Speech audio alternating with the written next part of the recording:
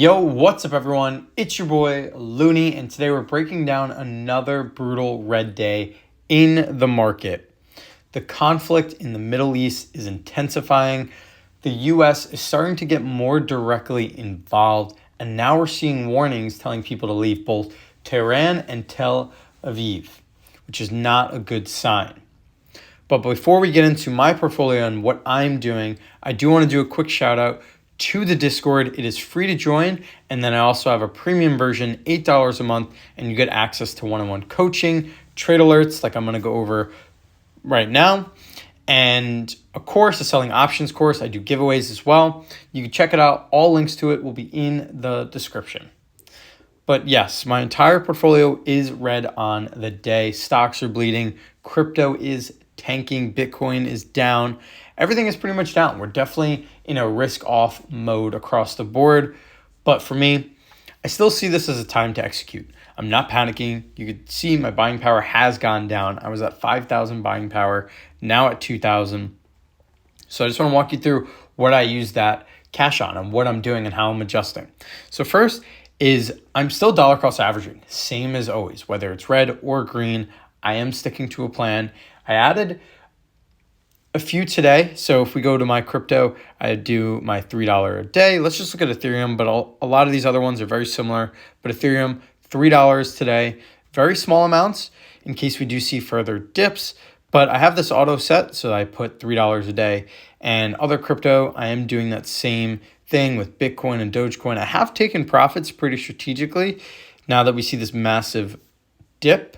So that's why my crypto is a little low, is one, because we are seeing a lot of red and a lot of blood, but I also have taken a lot of profit off the table and put in my buying power.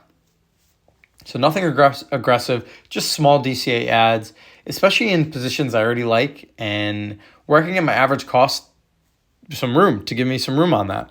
I have Hood and Sony are my two stock plays that I am running. So my Sony, it's going up today. The stock is actually pretty good recently. It's been going up a lot. Year to date, it is up 22%. But I put $8 a day trying to get 100 shares and then sell covered calls. And then Hood, I'm only putting $2 a day. I might bump that up eventually. But with this market, I'm not really sure on where this is going to trade. So because of that, I am not making major moves.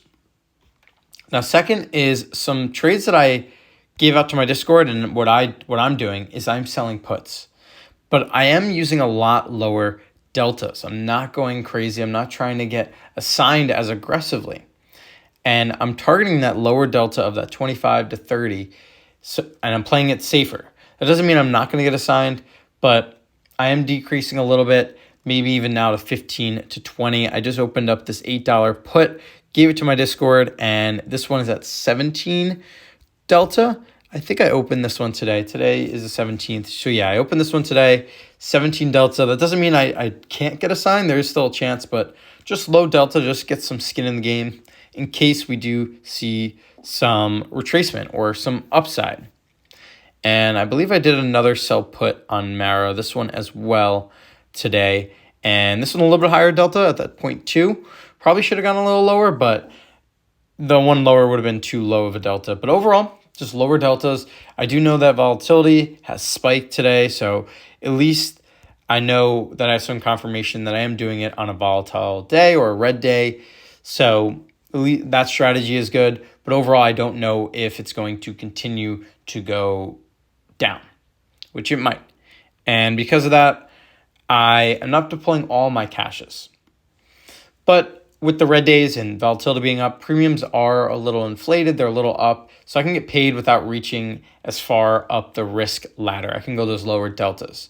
So these put premiums are pretty nice. I'm not getting too greedy. I'm also going a little further out in expiration, just giving a month out, giving myself time in case things keep unraveling.